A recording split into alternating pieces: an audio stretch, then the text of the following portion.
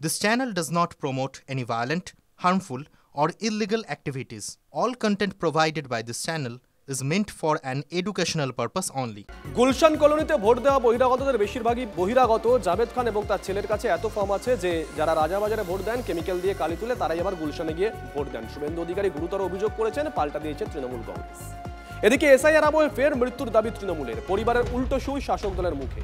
আজ সকালে আরামবাগের মোহনপুরে অসুস্থ হয়ে বৃদ্ধের মৃত্যু হয়। মৃত্যুর সঙ্গে এসআইআর এর কোনো সম্পর্ক নেই দাবি পরিবারের। তন্ময়ের কাছ থেকে জানবো ডিটেল। তন্ময়, দেখো, আরামবাগের মোহনপুরের বাসিন্দা প্রভাত দত্ত 70 বছর বয়স, সকালেই হৃদরোগে আক্রান্ত হয়। পরিবারের লোকজন স্থানীয় ডাক্তারের কাছে নিয়ে যায় এবং চিকিৎসকরা তাকে দেখেই মৃত বলে ঘোষণা করে। আর এই নিয়েই শুরু হয়ে গিয়েছে রাজনীতি। তৃণমূলের দাবি যে এসআইআর আতঙ্কে ভুগছিল প্রভাত বাবু। আজকে সকালবেলাও তিনি কাগজপত্র দেখছিলেন। যদিও পরিবারের দাবি যে এইটা কোনো কারণই নয়, কারণ প্রভাত বাবু 2002 সালেও নাম ছিল, ভোটার কার্ডও ছিল, আর এবং তার ফর্মও তিনি পেয়েছিলেন। এই নিয়ে কোনো আতঙ্ক হয়নি। তার শারীরিক দুর্বলতা থেকেই তিনি মারা গেছেন। আর এই নিয়ে বিজেপি সরব হয়েছে যে তৃণমূল আবার যেহেতু একজন মৃতদেহ পাওয়া গেছে, সেহেতু তৃণমূল আবার রাজনীতি করতে নেমে পড়েছে। এই নিয়েই কাজিয়া শুরু হয়েছে আরামবাগে। আচ্ছা, নজর রাখো। এসআইআর নিয়ে কোনো কি আতঙ্কে ছিল? না, কিছু এসবের ব্যাপার নয়। উনি সব ঠিকঠাক সব সময় করে রাখতেন ওইসবের ইয়ের জন্য। কাগজপত্র সব ঠিক আছে? ঠিকঠাক ছিল। 2002 সালেও নাম আছে? হ্যাঁ, সব আছে। আমারটা ঠিক করলো, আমি কেননা এই আমার 8 বছর বিয়ে হয়েছে বলে আমারগুলো সবই ঠিক করে রাখলো। ওইসব নিয়ে কোনো প্রবলেমই ছিল না। যেটা বাইরে যেটা খবর পাওয়া যাচ্ছে এসআইআর আতঙ্কে নাকি উনি। না না না, ওইসব এটা ভুয়ো খবর, ওটা কোনো প্রবলেমই না। উনি সব ঠিকঠাক করেই রেখেছেন। কাগজপত্রগুলো একটু করে ফর্মগুলো আগে ফিল আপ করে রাখছেন, একটা জেরক্সের ওপর আগে করছিলেন, যাতে কোনো ভুলভাল মানে আসলটাই না হয়ে যায়, সেই জন্যই। দেখুন, মৃতের পরিবার যখন এই দাবি করছে, ঠিক তার উল্টো দাবি করছে তৃণমূল কংগ্রেস। এসআইআর আতঙ্কে মৃত্যু হয়েছে, নিজেদের তত্ত্বে অনড় রয়েছে শাসক দল। এখানকার মানুষের যেটা যে আতঙ্ক, এসআইআর কিভাবে ফর্ম ফিল আপ করতে হবে নানা রকম এ নিয়ে, কালকে এখানে সব পাশাপাশি এরাও বলতে পারবে আর কি। আর আমার তো ছোট বাবার বন্ধু, ওই যে কিভাবে ফর্ম ফিল আপ করতে হবে কালকে ওই ফর্ম নিয়ে যে এখানে যে আছেন আর কি আছে, সেও এসেছিল দোকানে। এবার দুদিন ফর্ম পায়নি, সেটাও ঘোরাঘুরি করেছে। এবার আতঙ্ক একটা। মৃত্যু নিয়ে রাজনীতি করছে তৃণমূল, পাল্টা দাবি বিজেপি। যতদিন এসআইআর চলবে ততদিন পশ্চিমবঙ্গে যতজন মানুষ মারা যাবেন সব কটাকেই এরা এসআইআর আতঙ্কে মারা গেছেন বলে চালানোর চেষ্টা করবেন। আসলে এটা বিভ্রান্তি ছড়ানোর কৌশল, এছাড়া অন্য কিছু নয়। দেখুন, বাংলা এসআইআর লাগু হয়ে গেছে। কমিশনের নির্দেশিত সার দেখা যাচ্ছে এনুমারেশন ফর্ম বিলিতে দেদার নিয়ম ভঙ্গের ছবি। যে ছবিটা এই মুহূর্তে দেখাবো আপনাদের, কোনো বিএলও নয়, তৃণমূল কর্মীরা তারা ফর্ম বিলি করছেন, তাও আবার কোথায়? পার্টি অফিসে বসে। এই ছবি কমিশনকে কার্যত, কমিশনের নিয়ম কানুনকে কার্যত বুড়ো আঙুল দেখিয়ে পার্টি অফিসে বসে দেদার ফর্ম বিলি চলছে। মুর্শিদাবাদের কান্দির 10 নম্বর ওয়ার্ডের ঘটনা এটা। এই ঘটনায় ব্যাপক শোরগোল পড়ে গেছে। তৃণমূল কংগ্রেসের ভূমিকা নিয়ে তোপ দেখেছে বিরোধীরা। দেখুন ছবিটা আরো একবার। কমিশনের নির্দেশকে কার্যত বুড়ো আঙুল, পার্টি অফিসে বসে চলছে দেদার এনুমারেশন ফর্ম বিলি।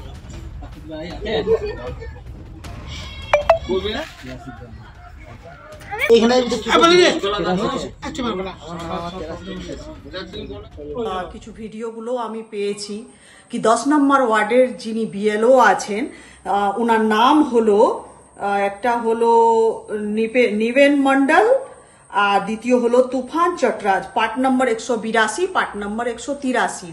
তিনি কি করছেন, এক জায়গা 10 নম্বর ওয়ার্ডে একটা ক্লাবে বসে তৃণমূলের কর্মীদেরকে নিয়ে উনি ফর্মগুলো এক জায়গায় বসে দিচ্ছেন। সেটা আমাদের অবজেকশন আছে। আমরা উচ্চ নেতৃত্বকেও জানিয়েছি, আমরা এসডিও কাছে দ্বারস্থ হব, আর ইলেকশন কমিশনারকে আমরা এটা মেল করছি।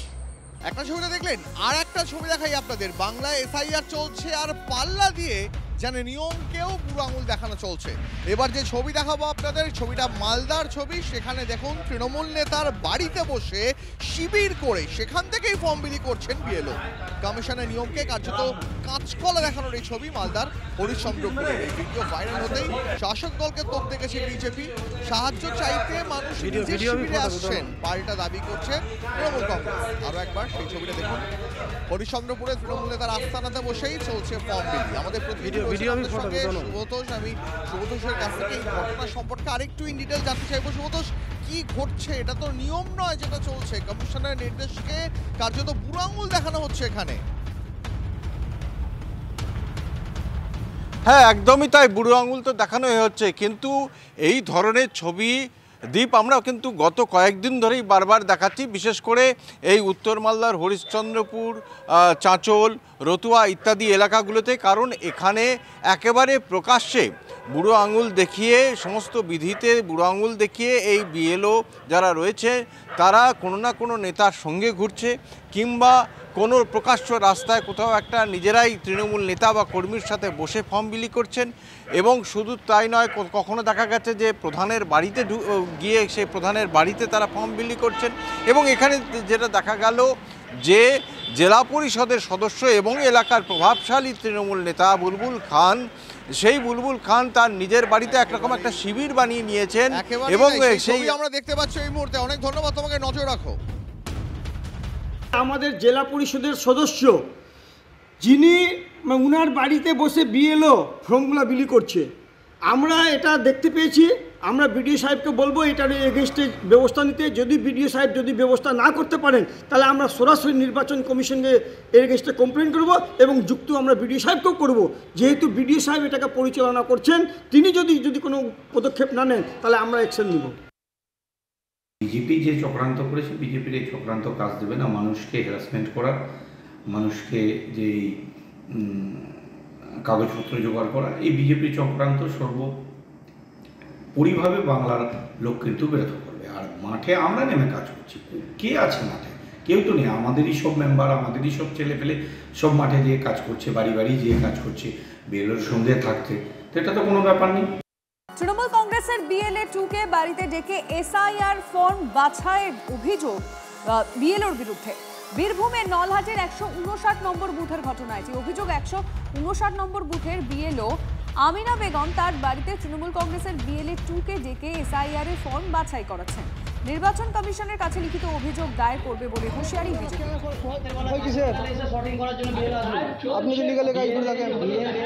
বিএলএ বুথ লেভেল এজেন্ট রাতের বেলায় শটিং করার জন্য আপনার বাড়িতে আসবে?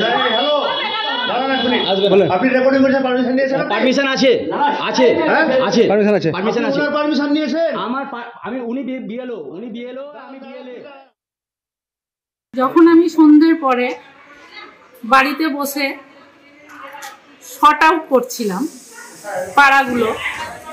পাড়ার ফর্মগুলো, তখন হঠাৎ দেখি বিজেপির বিএলএ দুজন সান্ডা গুন্ডা নিয়ে এসে আমার বাড়িতে হাল্লা করতে শুরু করে। আপনি আমাদেরকে নিয়ে কাজ করছেন না কেন?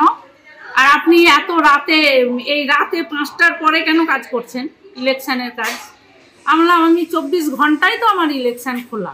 আমি তৃণমূলের বিএলএকেও ডাকিনি, উনি নিজে থেকেই এসছেন, আমাকে হেল্প করেছেন। উনারাও আসুক নিজে থেকে, আমাকে হেল্প করুন। একটা যে এত বড় কাজ, এত দায়িত্বপূর্ণ কাজ আমি করব কিভাবে? তাহলে তো আমার নিরাপত্তার একটা ব্যবস্থা করতে হবে। এসআইআর হবে না, এসআইআর করতে দেব না যারা বলেছে, তারা আজকে দেখা যাচ্ছে যে এসআইআরটাকে একটা ভুল পথে প্রচলিত করতে চাইছে। তৃণমূল কংগ্রেসের বিএলএ 2কে দিয়ে বিএলও নিজের ঘরে বসে সমস্ত শটিং করে অবৈধ ভোটারদের নাম ঢুকাতে চাইছে। এবং স্বাভাবিকভাবে ভারতীয় জনতা পার্টির স্থানীয় নেতৃত্ব খবর পেয়ে তার বাড়িতে যখন গেছে হাতে নাতে দেখেছে এবং ভিডিও করেছে। এই ধরনের ঘটনা ঘটাচ্ছে মানে তৃণমূলকে সঙ্গে নিয়ে সংশ্লিষ্ট বিএলও যে কাজ করছে সেটা গণতন্ত্রের পক্ষে, সংবিধানের পক্ষে অত্যন্ত বিপজ্জনক। বিএলওকে নিয়ে ডিস্ট্রিবিউশন করে এসেছিলাম, করে আসার পরে আমরা কিছু শটিং করছিলাম। শটিং করে যে বাড়ি বাড়ি দিয়ে আসা হবে, বাড়িতে গিয়ে তো শটিং করা যায় না, বাড়ি বাড়ি শটিং করছিলাম।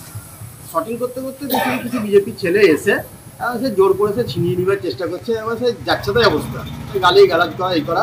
আমাদের কাজ তো সেই কালকে রাত্রেবেলায় কোনো কাজই হলো সেই সময় এমন করছে ওরা যেন কিছু। আমি বললাম যে তোমরা কাজ যদি করতে যাও তো তোমরা কাজ করো, এসো, তোমাদের যে বিএলএ আছে হ্যাঁ সে বসুক কাজ করুক। আর হঠাৎ দেখা যাচ্ছে 2-3টে গুন্ডাকে নিয়ে, যার 9 নম্বর ওয়ার্ডের বাসিন্দা নয়, গুন্ডাকে নিয়ে ওর বাড়িতে হামলা করে এবং ওই পেপারসগুলো ছিনিয়ে নেওয়ার চেষ্টা করে যাতে বৈধ ভোটার কোনো রকমের নাম না উঠে। পরবর্তীকালে ওনার স্বামী যা হোক পরে প্রতিবাদ করে, আবার পরে ভিডিও করতে যায়, মানে এই ঘটনার পরে ভিডিও করতে যায়, ওনার স্বামী প্রতিবাদ করে। তো এই ধরনের যে গুন্ডাগিরিগুলো করছে এরা, যাতে বৈধ ভোটার নামটা না ওঠে তার জন্য চেষ্টা করছে। এরা মানুষের কাছে গ্রহণযোগ্য নয়, তাই এরা ঝামেলা সমস্ত জায়গাতে করার চেষ্টা করছে। দেখুন 4 তারিখ অর্থাৎ মঙ্গলবার থেকে শুরু হয়েছে ফর্ম বিলি, আর দিকে দিকে অনিয়মের ছবি উঠে এসেছে, অনিয়মের অভিযোগ উঠে এসেছে। আর এই মুহূর্তে যে খবর আমরা পাচ্ছি, এবার কি তাহলে কোনো কড়া পদক্ষেপ করতে চলেছে নির্বাচন কমিশন? এবার কি তাহলে কড়া কোনো পদক্ষেপ করতে চলেছে নির্বাচন কমিশন?